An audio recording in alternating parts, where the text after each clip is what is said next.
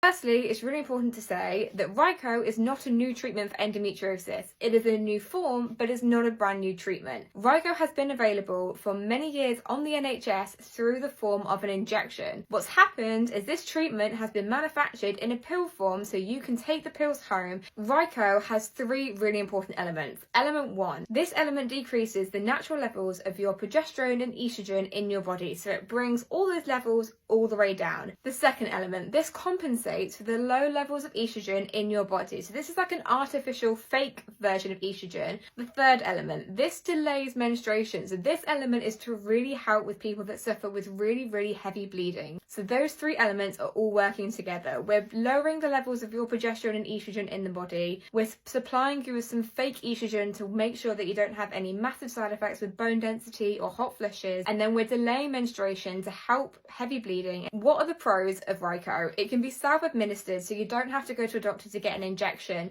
You can take it yourself and you can be in charge of it. It's important to know that it is not a contraceptive, so you shouldn't be using it for one. Studies have shown that there has been an improvement in menstruation and non-menstruation pain. So these are the studies that have been done. It is important to say that both groups showed an improvement, but one showed a bigger improvement than the other. So what are the cons? 1 in 10 women that take Ryco do suffer with headaches, migraines, hot flushes, and they do suffer with bleeding from the womb. There is also at the moment some interesting talk around what effect it is having on people's blood pressure, and some women have found that their blood pressure has changed dramatically whilst they've been on Ryco. Secondly, you can only have it for a maximum of 2 years. So not only is it only available to a very small proportion of women on the NHS with endometriosis, once you do have it, you can only have it for a limited period of time because of the long-lasting effects it could have on your body. It is also important to say that it can only be available to women that have got a diagnosis of endometriosis, and we know how problematic the diagnosis process is.